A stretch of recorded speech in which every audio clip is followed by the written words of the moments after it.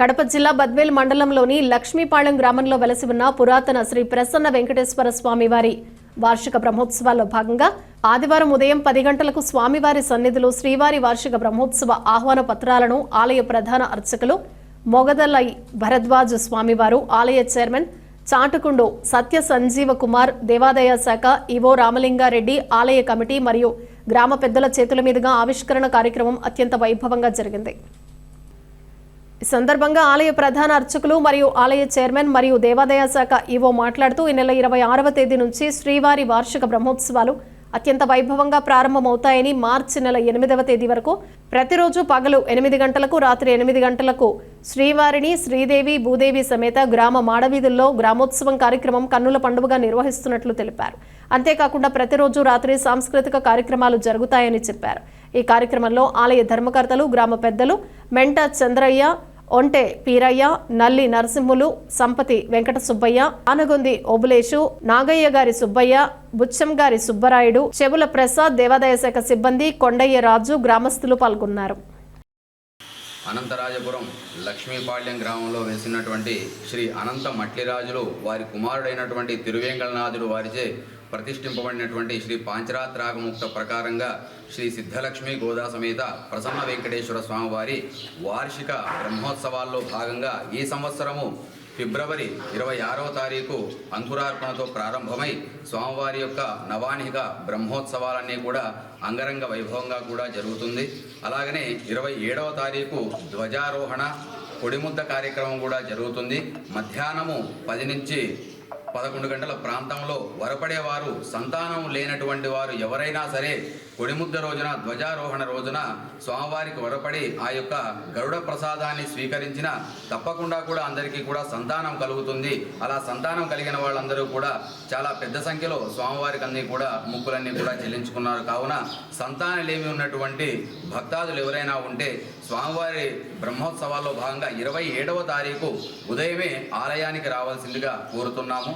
అలాగనే స్వామివారికి నవానిక బ్రహ్మోత్సవాల్లో భాగంగా పగలు 8 గంటల ప్రాంతంలో పగడి ఉత్సవం కార్యక్రమం జరుగుతుంది. అలాగనే సాయంత్రము 7 గంటల ప్రాంతంలో స్వామివారికి వాహన సేవలన్నీ కూడా ప్రారంభమవుతాయి.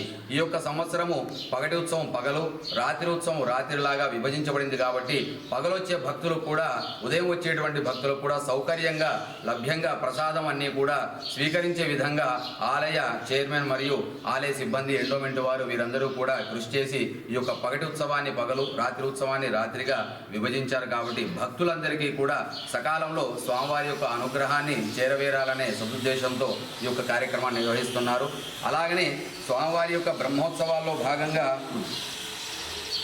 కళ్యాణము, గరుడోత్సవము 3వ తారీఖు గరుడోత్సవము, మోహిని ఉత్సవము పగలు 8 గంటల ప్రాంతంలో, అలాగనే సాయంత్రము గరుడోత్సవం కూడా జరుగుతుంది. కావున గరుడోత్సవం వీక్షించిన భక్తులు 3వ తారీఖు ఆలయానికి చేరుకోవాల్సిందిగా కోరుతున్నాము. అలాగనే 4వ తారీఖు స్వామివారి యొక్క కళ్యాణము, శ్రీదేవి భూదేవి సమేత శ్రీ ప్రసన్న వెంకటేశ్వర స్వామివారి యొక్క కళ్యాణము. అలాగనే కళ్యాణ అనంతరము 5వ తారీఖు బృహత్ రథము, స్వామివారి యొక్క రథము దాదాపుగా 4-5 సంవత్సరాల నుండి కూడా శిథిలావస్థలో చేరుకున్న విధంగా రథం తిప్పలేకపోయారు. అలాగనే ఈ యొక్క సంవత్సరము ఎలాగైనా సరే స్వామివారి యొక్క రథోత్సవము భక్తాదులందరికీ కూడా ఆనందాన్ని కలుగజేయాలన్న ఉద్దేశంతో స్వామివారికి కూడా ఆ యొక్క రథాన్ని రథ అధిష్టానం చేయాలన్న కోరికతో ఆలయ సభ్యులందరూ కూడా చాలా ముమ్మరంగా కృషి చేసి ఆలయ చైర్మన్ అయినటువంటి శ్రీ చాటకొండ నరసింహారావు గారి యొక్క కుమారుడైనటువంటి శ్రీ చాటకొండు సత్య సంజీవ్ కుమార్ గారు పెద్ద ఎత్తున భగీరథ ప్రయత్నం చేసి ఈ యొక్క రథాన్ని ముందు వరించారు.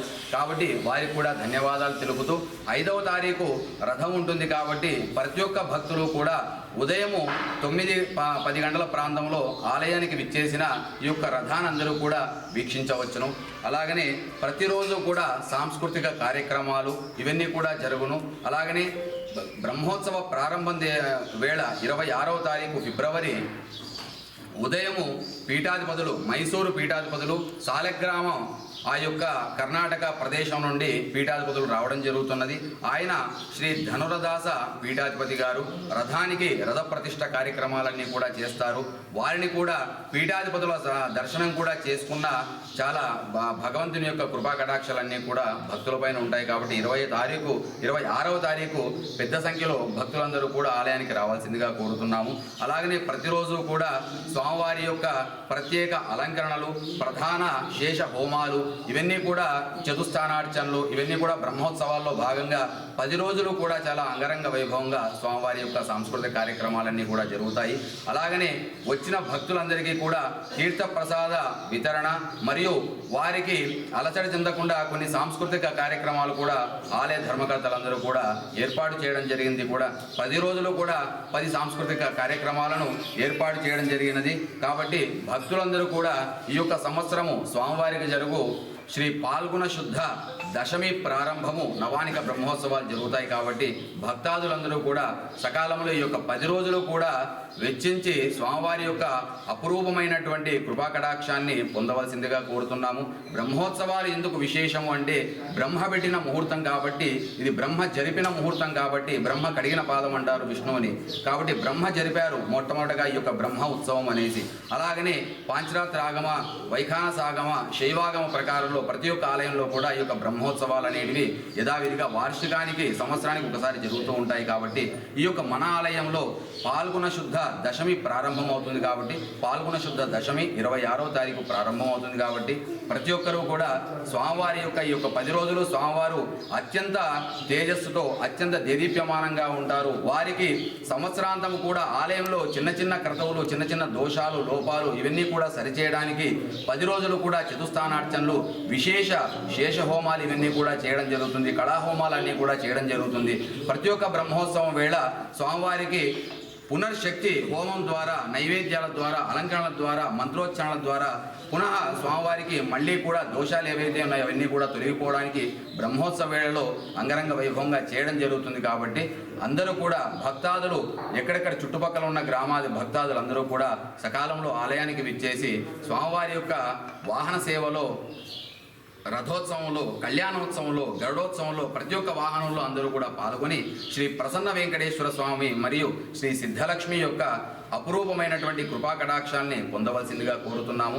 అలాగనే ఈ యొక్క సాంస్కృతిక కార్యక్రమాలకు కానీ, ఈ రథోత్సవానికి కానీ భక్తులు కానీ నగదు రూపేణ, వస్తు రూపేణ ఏ యొక్క కానుకలైనా కూడా ఈ యొక్క ఆలయానికి తమ శక్తి కొలది కూడా సమర్పించుకోవచ్చును. అదంతా కూడా ఆలయానికి సంబంధించినటువంటి చైర్మన్ వీరి యొక్క ఎండోమెంట్ వారి యొక్క పరిధిలో ఉంటాయి. కాబట్టి భక్తులందరూ కూడా ఈ యొక్క అవకాశాన్ని కూడా వినియోగించుకోగలరని మనస్ఫూర్తిగా కోరుకుంటూ జై శ్రీమన్నారాయణ.